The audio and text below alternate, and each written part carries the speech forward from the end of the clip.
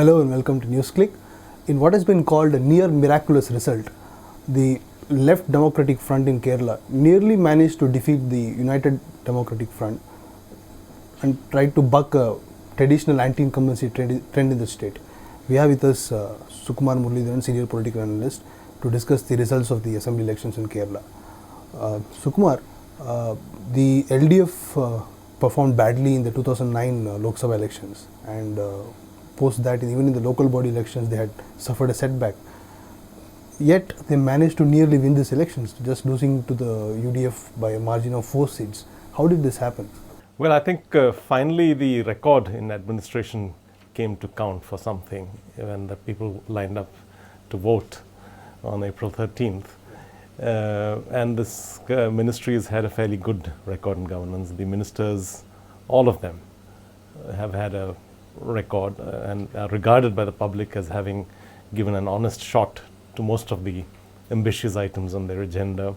Some may not have succeeded, but they seem to have not succeeded for good reason, because they had very strong vested interests opposing them. And above all that, the administration was seen to emanate from the kind of commitment to probity and the basic commitment to clean politics of the Chief Minister, Mr. V.S. Achuthanandan. So I think finally that swung 3-4% of the vote in favor of the Left Democratic Front, and that enabled them to come out literally in a dead heat with the United Democratic Front. So in a sense, if the image of factionalism had not pervaded the CPIM, the left could have performed as better as what it had done now in the Lok Sabha elections as well.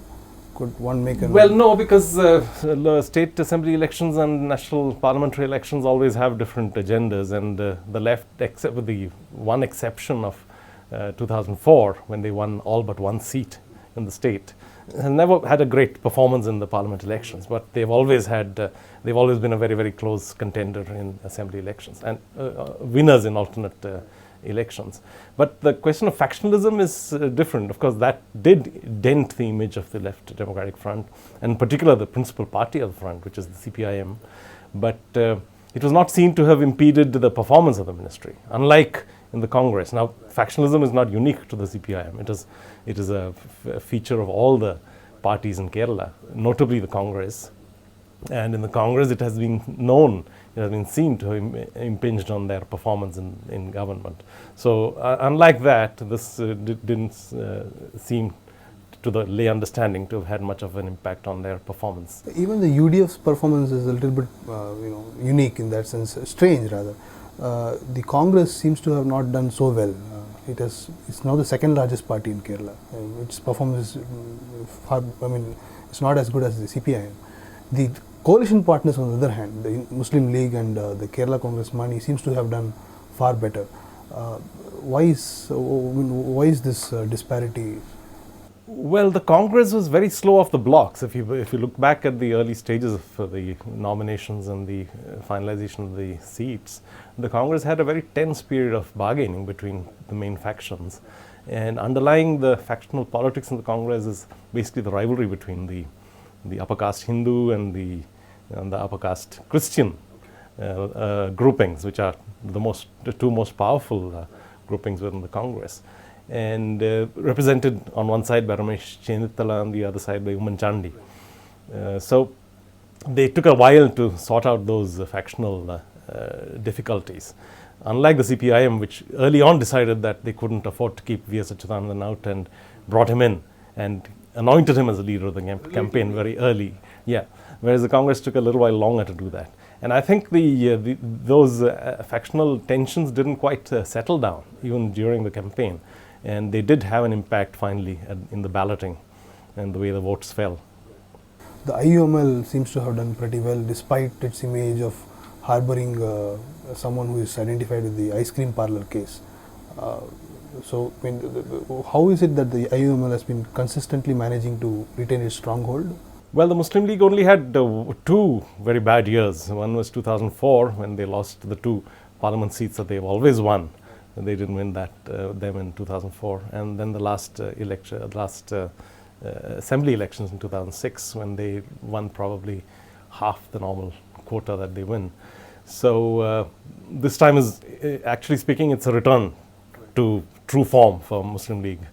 And the reason is complex. We need to look at it, and we need to look at why the sectarian parties, so-called sectarian parties like the Kerala Congress, Mani Group and the Muslim League have done so much better than the so-called non-sectarian, non-denominational parties like the Congress.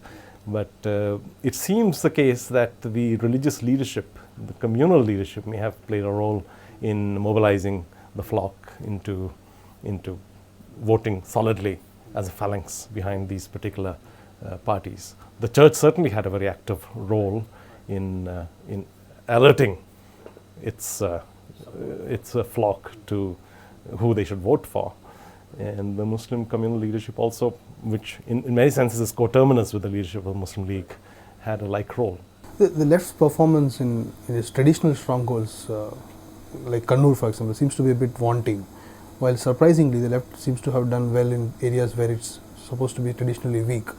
Was the delimitation factor responsible for its weak performance in Kannur, for example? And delimitation may be a factor, but it needs a lot of analysis. Now that's a complex technical issue. We need to look at that very carefully.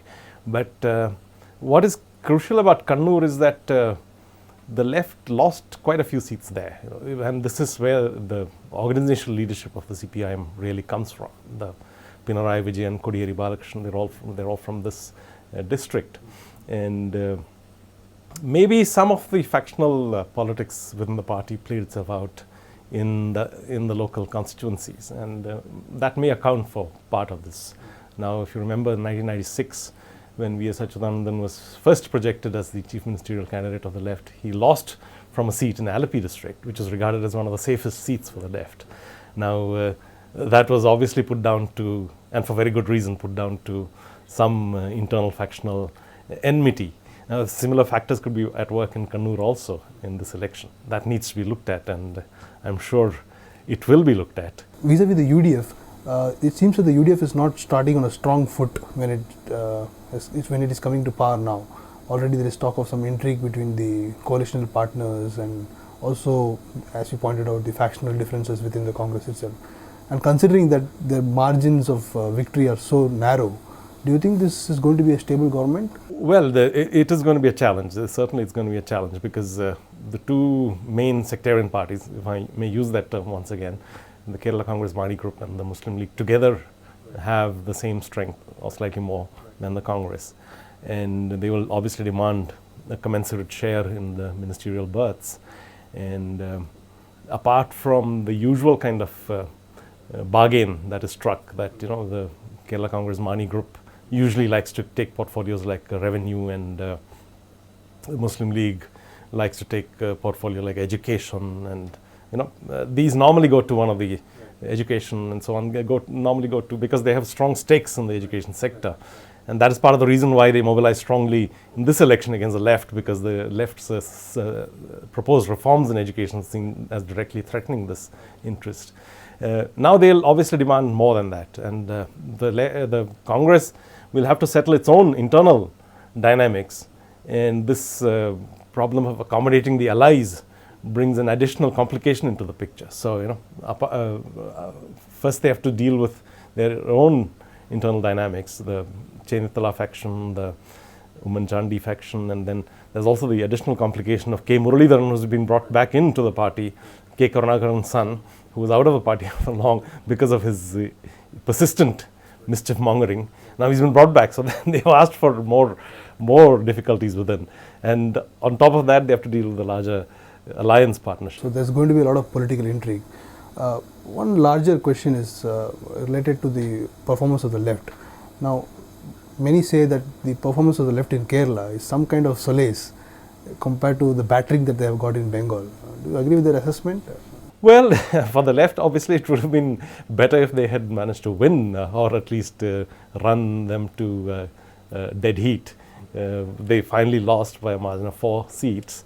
So they will have to sit in opposition, but obviously there is a greater incentive to keep up the fight and to prepare for maybe another electoral contest in the not too distant future. This assembly may not run its full 5-year course. Who knows?